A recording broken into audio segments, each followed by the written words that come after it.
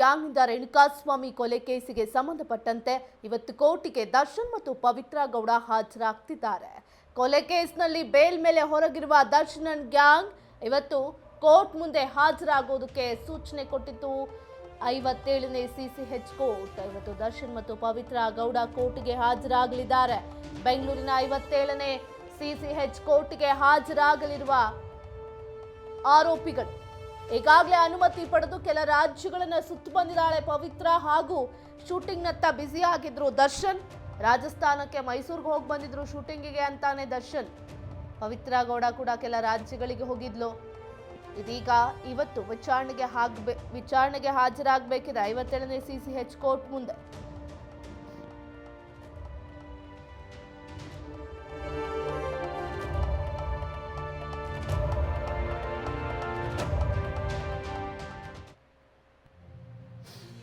Renukaswamy kidnap ಮತ್ತು ಕೊಲೆ ಪ್ರಕರಣದಲ್ಲಿ ಆರೋಪಿಗಳಾದಂಥ ದರ್ಶನ್, ಪವಿತ್ರ ಗೌಡ ಅಂಡ್ ಟೀಮ್ ಏನು ಬೇಲ್ ಮೇಲೆ ಆಚೆ ಇದೆ, ಈಗ ವಿಚಾರಣೆಗೆ ಹಾಜರಾಗಬೇಕಿದೆ. ಇವತ್ತು ದರ್ಶನ್ ಅವರು ಆರೋಗ್ಯದ ಸಮಸ್ಯೆಯನ್ನು ಮುಂದಿಟ್ಕೊಂಡು ಬೇಲ್ ತಗೊಂಡ್ರು. ಪವಿತ್ರ ಗೌಡ ಕೂಡ ತನ್ನ ವಕೀಲರನ್ನ ಇಟ್ಟು ವಾದವನ್ನು ಮಂಡಿಸಿ ಕೊನೆಗೂ ಕೂಡ ಬೇಲ್ ಪಡೆದು ಆಚೆ ಇದ್ದಾರೆ. ಮತ್ತೊಂದು ಕಡೆ ಇವತ್ತು ವಿಚಾರಣೆಗೆ ಹಾಜರಾಗೋದಕ್ಕೆ 57ನೇ ಸಿಸಿಎಚ್ ಕೋರ್ಟ್ ಸೂಚನೆಯನ್ನು ಕೊಟ್ಟಿತ್ತು. ಇವತ್ತು ವಿಚಾರಣೆ ನಡೆಯುತ್ತೆ. ಪವಿತ್ರ ಹಾಗೂ ದರ್ಶನ್ ಮತ್ತೆ ದರ್ಶನ್ ಟೀಮ್ ಇವತ್ತು ಬಂದು ವಿಚಾರಣೆಗೆ ಹಾಜರಾಗುವಂಥ ಸಾಧ್ಯತೆ ಕೂಡ ಇರುವಂಥದ್ದು. ದರ್ಶನ್, ಪವಿತ್ರ ಗೌಡ ಬೆಂಗಳೂರಿನ 57ನೇ ಸಿಸಿಎಚ್ ಕೋರ್ಟ್ಗೆ ಹಾಜರಾಗಲಿದ್ದಾರೆ. ಈಗಾಗಲೇ ಅನುಮತಿ ಪಡೆದು ಆಚೆ ಇದ್ದಾರೆ, ಬೇಲ್ ತಗೊಂಡು ಆಚೆ ಇದ್ದಾರೆ. ಅನುಮತಿ ಪಡೆದು ಬೇರೆ ರಾಜ್ಯಕ್ಕೂ ಕೂಡ ಪವಿತ್ರ ಗೌಡ ಹೋಗಿದ್ಲು. ಅದೇ ರೀತಿಯಾಗಿ ದರ್ಶನ್ ಕೂಡ ಶೂಟಿಂಗ್ನಲ್ಲಿ ಬ್ಯುಸಿ ಆಗಿದ್ರು, ಶೂಟಿಂಗ್ನಲ್ಲಿ ಭಾಗಿಯಾಗಿದ್ರು. ಒಂದು ಮೈಸೂರು, ಮತ್ತೊಂದು ರಾಜಸ್ಥಾನದಲ್ಲಿ ಹೋಗಿ ಶೂಟ್ ಮುಗಿಸ್ಕೊಂಡು ಬಂದಿದ್ದಾರೆ. ಇವತ್ತು 57ನೇ ಸಿಸಿಎಚ್ ಕೋರ್ಟ್ ಮುಂದೆ ಹಾಜರಾಗಲಿದ್ದಾರೆ.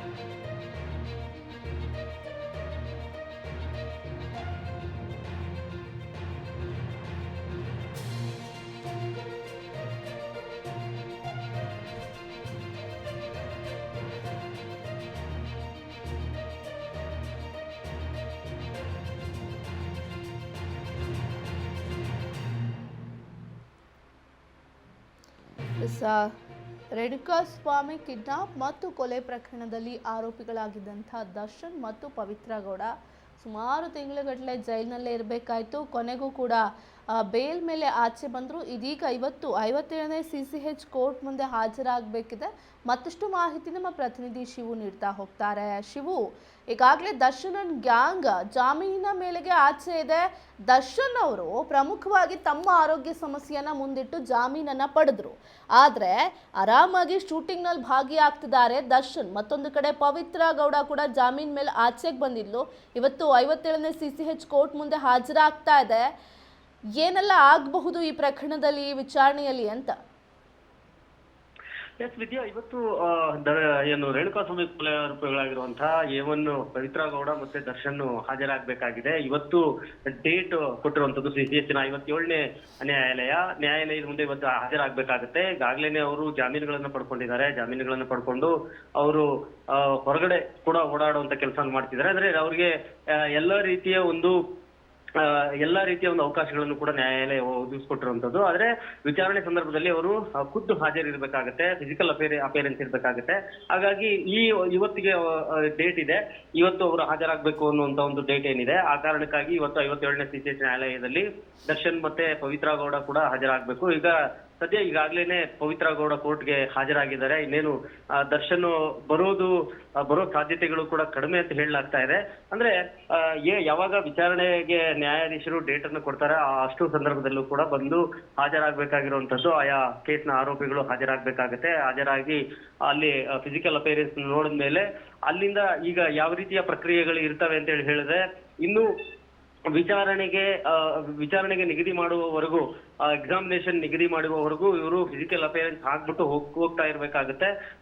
ಮುಂದಿನ ಡೇಟ್ ಗಳನ್ನ ಕೊಡುವಂತ ಕೆಲಸವನ್ನ ನ್ಯಾಯಾಲಯ ಮಾಡ್ತಾ ಹೋಗುತ್ತೆ. ಈಗ ಫ್ರೇಮ್ ಆದ್ರೆ ಏನಾದ್ರೂ ಇದಕ್ಕೆ ಈಗಾಗಲೇ ಚಾರ್ಜ್ ಶೀಟ್ ಸಲ್ಲಿಸಿರೋದ್ರಿಂದಾಗಿ ಈ ಏನು ವಿಚಾರಣೆಗೆ ಫ್ರೇಮಿಂಗ್ ಕೋರ್ಟ್ ಕೊಟ್ಟ ತಕ್ಷಣನೇ ವಿಚಾರಣೆ ಆರಂಭ ಆಗುತ್ತೆ. ವಿಚಾರಣೆ ಆರಂಭ ಆದಂತ ಸಂದರ್ಭದಲ್ಲಿ ಏನು SPP ಅವರು ಇವರನ್ನ ಕ್ರಾಸ್ ಮಾಡುವಂತದ್ದು, ಮತ್ತೆ ದರ್ಶನ್ ಪರ ವಕೀಲರು ಸಾಕ್ಷಿಗಳನ್ನ ಕ್ರಾಸ್ ಮಾಡುವಂತದ್ದು, ಅವರನ್ನ ವಿಚಾರಣೆ ಮಾಡುವಂತದ್ದು, ಈ ಒಂದು ಪ್ರಕ್ರಿಯೆಗಳು ನಡೀತಾ ಇದೆ. ಸದ್ಯಕ್ಕೆ ಈಗ ಹಾಜರಾಗಬೇಕಾಗುತ್ತೆ. ಹಾಜರಾಗಿ ಅವರು ಫಿಸಿಕಲ್ ಅಪಿಯರೆನ್ಸ್ ನೋಡಿದ ಕೂಡಲೇ ನ್ಯಾಯಾಧೀಶರು ಅವರಿಗೆ ಮತ್ತೊಂದು ಡೇಟ್ ಅನ್ನು ನಿಗದಿಪಡಿಸುವಂತ, ಡೇಟ್ ಕೊಟ್ಟು ಕಳಿಸುವಂತ ಒಂದು ಕೆಲಸವನ್ನ ಮಾಡ್ತಾರೆ. ಮತ್ತೆ ಈ ವೇಳೆಯಲ್ಲಿ ಈ ಮಧ್ಯದಲ್ಲಿ ಏನೆಲ್ಲ ಜಾಮೀನು ಷರತ್ತುಗಳನ್ನು ಏನಾದ್ರೂ ಉಲ್ಲಂಘನೆ ಮಾಡಿದಾರ ಅನ್ನುವಂಥದ್ದನ್ನು ಕೂಡ ಪರಿಶೀಲನೆ ಮಾಡಲಾಗುತ್ತೆ. ಆ ತರದ್ದೇನಾದ್ರೂ ಉಲ್ಲಂಘನೆ ಮಾಡಿದ್ರೆ SPP ಏನಿದ್ದಾರೆ ಅವರು ನ್ಯಾಯಾಲಯದ ಗಮನಕ್ಕೆ ಪ್ರಕ್ರಿಯೆಗಳು.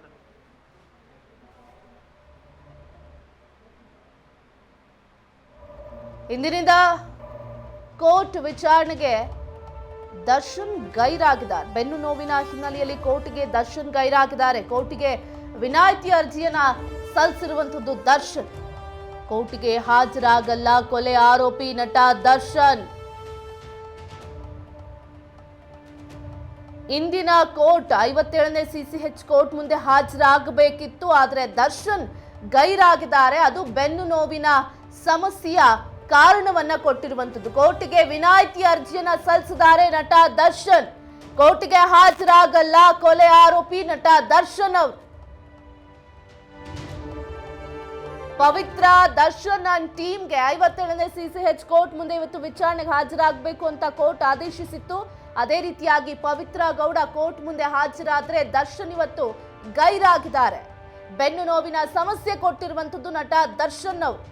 ಕೋರ್ಟ್ಗೆ ಹಾಜರಾಗಲ್ಲ ಕೊಲೆ ಆರೋಪಿ ನಟ ದರ್ಶನ್. ರೇಣುಕಾಸ್ವಾಮಿ ಕಿಡ್ನಾಪ್ ಮತ್ತು ಕೊಲೆ ಪ್ರಕರಣದ A1 ಆರೋಪಿ, A2 ಆರೋಪಿ ಮತ್ತೆ ದರ್ಶನ್ ಗ್ಯಾಂಗ್ ಏನ್ ಈ ಒಂದು ಕೊಲೆಯಲ್ಲಿ ಇನ್ವಾಲ್ವ್ ಆಗಿದ್ರು ಅವರೆಲ್ಲರಿಗೂ ಕೂಡ ಕೋರ್ಟ್ ಮುಂದೆ ಹಾಜರಾಗೋದಕ್ಕೆ ಸೂಚನೆಯನ್ನ ಕೊಡಲಾಗಿತ್ತು. ಈಗ ಪವಿತ್ರ ಗೌಡ A1 ಆರೋಪಿ ಕೋರ್ಟ್ ಮುಂದೆ ಹಾಜರಾಗಿದ್ದಾರೆ. ಆದರೆ A2 ಆರೋಪಿ ದರ್ಶನ್ ಅವರು ಇದೀಗ ಗೈರಾಗಿರುವಂಥದ್ದು. ಬೆನ್ನು ನೋವಿನ ಸಮಸ್ಯೆ ಇದೆ ಅಂತ ಕಾರಣ ಕೊಟ್ಟಿರುವಂಥದ್ದು. ಬೆನ್ನು ನೋವಿನ ಸಮಸ್ಯೆ ಹಿನ್ನೆಲೆಯಲ್ಲಿ ಬರೋದಕ್ಕಾಗ್ತಿಲ್ಲ ಕೋರ್ಟ್ ಮುಂದೆ ಅಂತ ಕಾರಣ ಕೊಟ್ಟಿರುವಂಥದ್ದು.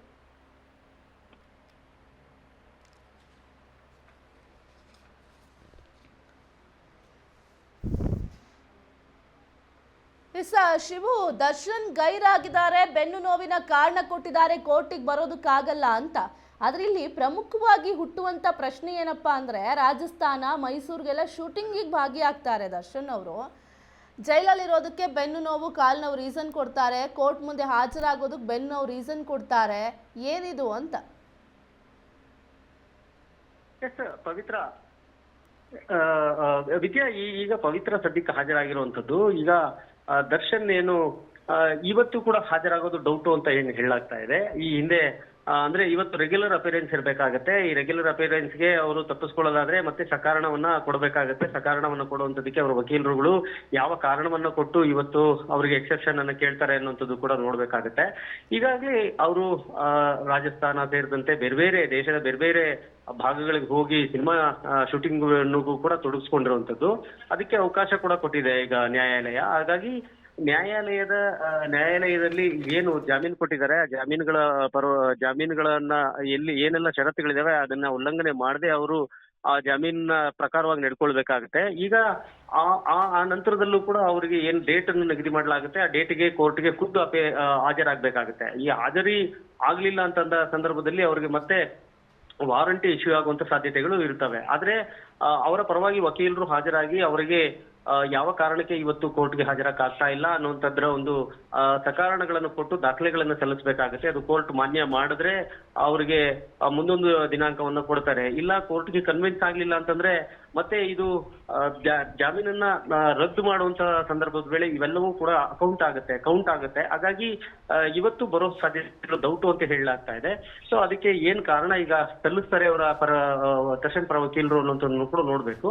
ಈಗ ಈ ಪ್ರೊಸೆಸ್ ನ ಸಂಪೂರ್ಣವಾಗಿ ಇವತ್ತಿನ ಡೇಟ್ ಅಲ್ಲಿ ಯಾರೆಲ್ಲ ಬರ್ತಾರೆ ಅವ್ರನ್ನ ಹಾಜರನ್ನು ತಗೊಳ್ತಾರೆ. ಬರ್ದಿರೋ ಬರ್ತಕ್ಕಂಥವ್ರನ್ನ ಏನು ಬರ್ಲಿಲ್ಲ ಅಂತೇಳಿ ಅವ್ರಿಗೆ ಅಬ್ಸೆಂಟ್ ಹಾಕ್ತಾರೆ. ಅದನ್ನು ಮತ್ತೆ ಇನ್ನೊಂದು ಡೇಟ್ ನಲ್ಲಿ ಬರಲಿಲ್ಲ ಅಂತಂದ್ರೆ ಅವರಿಗೆ ವಾರಂಟಿ ಇಶ್ಯೂ ಮಾಡುವಂತ ಕೆಲಸವನ್ನು ಕೋರ್ಟ್ ಮಾಡುತ್ತೆ. ಇದು ಒಂದು ಪ್ರಕ್ರಿಯೆ ಆಗಿರುತ್ತದೆ. ಸದ್ಯಕ್ಕೆ ಇವತ್ತು ದರ್ಶನ್ ಹಾಜರಾಗ್ತಾರಾ ಇಲ್ವಾ ಅನ್ನುವಂಥದ್ದು ಅನುಮಾನ ಇದೆ. ಇನ್ನೂ ಕೂಡ ಪವಿತ್ರ ಗೌಡ ಬಂದಿದ್ದಾರೆ, ದರ್ಶನ್ ಇನ್ನು ಹಾಜರಾಗ್ಲಿಲ್ಲ. ಹಾಜರಾಗದೇ ಇದ್ರೆ ಅವರ ವಕೀಲರು ಕಾರಣವನ್ನು ಕೊಟ್ಟು ಅವ್ರ ಮೆಮೋವನ್ನು ಕೂಡ ಕೊಡಬೇಕಾಗುತ್ತೆ. ಇದಿಷ್ಟು ನಡೆಯುವಂತ ಪ್ರಕ್ರಿಯೆ ವಿದ್ಯಾ. ಓಕೆ, ಧನ್ಯವಾದಗಳು.